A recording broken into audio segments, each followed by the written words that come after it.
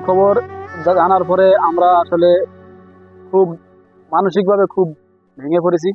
ঠিক আছে, আসলে যারা এই কাজটা করছে তাদের আমরা সঠিক বিচার চাই, তাদের আমরা ফাঁসির কাঠগড়ায় দাঁড় করাতে চাই। টানা সপ্তমবারের মতো বেস্ট টিস্যু পেপার ব্র্যান্ড হিসেবে স্বীকৃতি পেয়েছে বসুন্ধরা টিস্যু।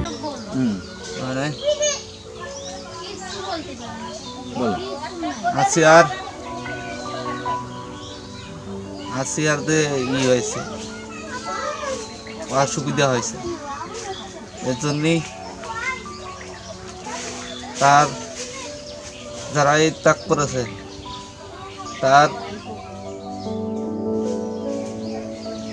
দ্রুত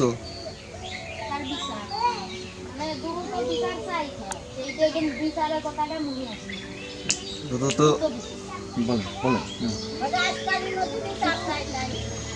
বিচার চাই। বেকারজনক ঘটনা, কারণ এর আগের কোনো কাহিনী ঘটেছে অনেক, বুঝছেন? এর আগে এরকম কাহিনী ঘটেছে, কেউ কোনো প্রতিবাদ করেনি বিগত আমলের সময়।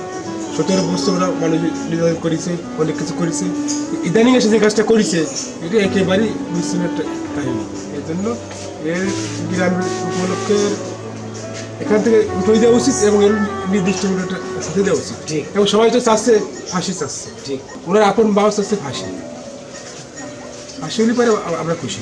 খুবই লজ্জার বিষয়, এমন একটা কাজ হবে এ মানুষ ধারণা করতে পারে নাই যে এরমের একটা কাজ আমাকে নিজ রান্দোয়ালি গ্রামে এরমের একটা ঘটনা ঘটবে। ঠিক আছে, এই মানুষের কাছে যে বলবো গর্ব করে, যে মানুষ যদি শোনে যে আপনার বাসা কোথায়, আমি বলতে পারতেছি না, লজ্জাতি যে আমার বাসা নিজ রান্দোয়ালি। আমি বলবো কি করে যে এমন একটা ঘটনা ঘটেছে, এমন কী আমি বলবো? আমি আসলে নিজেই লজ্জাত। আমি তার কঠিনভাবে তো শাস্তি চাই।